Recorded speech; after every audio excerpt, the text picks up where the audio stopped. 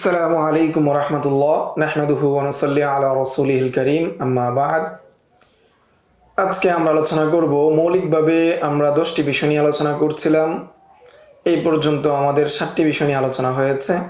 আজকে আমরা 8 নাম্বার বিষয় নিয়ে আলোচনা করব। যে 8 নাম্বার বিষয় হচ্ছে উস্তাদকে ফতোয়া দেখানোর সময় কোন কোন বিষয়গুলো আমাদের লক্ষ্য রাখতে হবে। কোনো কাজে যদি আমরা সফল হতে চাই তাহলে ওই কাজ সম্পর্কে আমাদের সর্বদা সজাগ এবং সচেতন হওয়া আবশ্যক। যদি আমাদের লক্ষ্য না থাকে তাহলে আমরা কখনোই ইস্তেফতা করা বা তামরিন করা, ফতোয়া তামরিন করার ক্ষেত্রে আমরা উন্নীত হতে পারবো না, অর্থাৎ সুন্দরভাবে ফতোয়া লিখতে পারবো না। আমাদের লক্ষ্য থাকতে হবে যে আমি সুন্দর একটি ফতোয়া লিখতে চাই, এর জন্য আমি তামরিন করছি। তাখাসসুস ফিল ফিকহ ওয়াল ইফতা এর ছাত্র ভাইদের প্রধান উদ্দেশ্যই হলো ফতোয়া কিভাবে সুন্দর করে লেখা যায়, সুন্দরভাবে দেওয়া যায় সেই সম্পর্কে তার সজাগ দৃষ্টি থাকা, সেটা নিয়ে তিনি সবসময় চিন্তা করবেন কিভাবে তিনি সুন্দর ফতোয়া লেখার ক্ষেত্রে চূড়ান্ত পর্যায়ে পৌঁছতে পারেন। বিশেষভাবে উস্তাদ যখন ফতোয়া দেখবেন, অর্থাৎ তার তামরিন উস্তাদ যখন দেখবেন, তখন একজন ছাত্রের জন্য আবশ্যক হলো তিনি ভালোভাবে খেয়াল করবেন যে উস্তাদ কোন কোন বিষয়গুলো সম্পাদনা করছেন, এবং সাথে সাথে একজন তালিবুল আলিমের জন্য আবশ্যক হলো যে এই বিষয়টা সম্পাদনা করছেন এবং কেন করছেন এই বিষয়টাও জানা। এবং কোনো বিষয় যদি উস্তাদ সম্পাদনা করেন এবং কেন করেছেন সেটা যদি আমাদের বুঝে না আসে তাহলে অবশ্যই উস্তাদকে আদবের সাথে জিজ্ঞাসা করতে হবে যে এই জায়গায় আমার কোন ভুলটা হয়েছে, বা এখানে আমার কোন বিষয়টা লক্ষণীয়, কোন বিষয়ের ক্ষেত্রে আমাকে গুরুত্ব দিতে হবে, সেটাও আদবের সাথে জিজ্ঞাসা করা। যখন সম্পাদনা শেষ হয়ে যাবে তখন খুঁটিয়ে খুঁটিয়ে দেখতে হবে যে আমার এখানে কয়টি ভুল হয়েছে এবং কেন হয়েছে। এই যে ভুলগুলো হলো সেই ভুলগুলো মনের ভিতরে গেঁথে রাখতে হবে এবং এই ভুলগুলো যাতে ভবিষ্যতে না হয় সেই দিকে আমাদের সজাগ দৃষ্টি রাখতে হবে। কিন্তু বেশিরভাগ ক্ষেত্রে আমাদের দেখা যায় যে ছাত্র ভাইয়েরা সেই বিষয়ে তেমন একটা গুরুত্ব দেয় না, বরং উস্তাদকে দেখিয়েছে, উস্তাদও দেখলো, তিনিও তার মতো নিয়ে আসলেন। এটা থেকে, এই ভুল থেকে তিনি যে একটা শিক্ষা নেবেন সেটা তেমন একটা দেখা যায় না।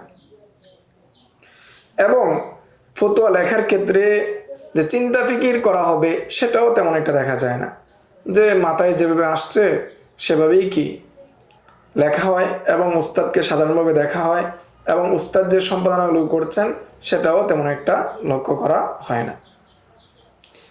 আমরা যদি ফিকির না করে ফতোয়া লিখি তাহলে এই ফতোয়ার মাধ্যমে বা এই ইস্তেফতার মাধ্যমে কোনোভাবেই আমার ফতোয়ার তামরিন উন্নীত হবে না বা সুন্দর হবে না।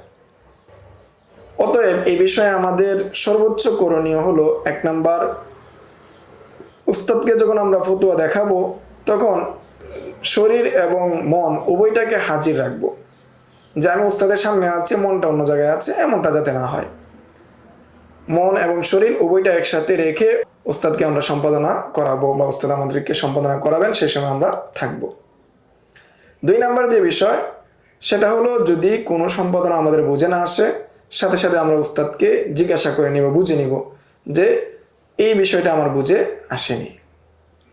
3 নাম্বার বিষয় হলো উস্তাদকে যখন আমরা ফতোয়া দেখাবো এবং উস্তাদ যখন কোনো ভুল ধরবেন তখন আমরা গভীরভাবে ফিকির করব কি কি ভুল হলো, কেন হলো, এবং ভুলগুলো আমরা চিহ্নিত করব এবং এই চিহ্নিত ভুলগুলো যাতে করে ভবিষ্যতে না হয় সেদিকে আমরা খেয়াল রাখব।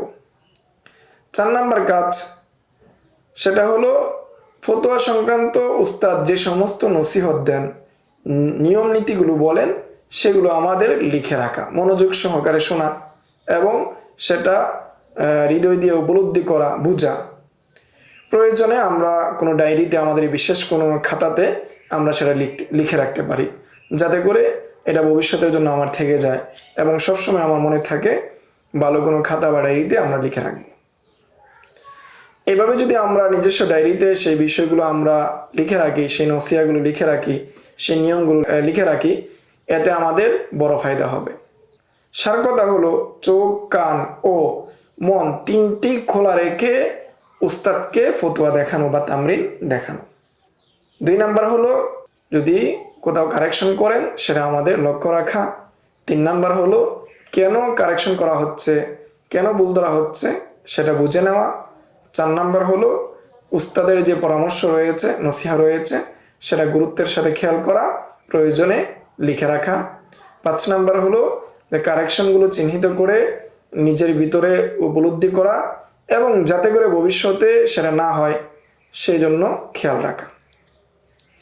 এই ছিল 8 নম্বর বিষয়, যে উস্তাদকে ফতোয়া দেখানোর সময় কোন কোন বিষয়গুলো খেয়াল রাখতে হয় তা নিয়ে সংক্ষিপ্ত আলোচনা। আসসালামু আলাইকুম ওয়া রাহমাতুল্লাহ। يؤتي الحكمة من يشاء ومن يؤت الحكمة فقد أوتي خيرا كثيرا وما يذكر إلا أولو الألباب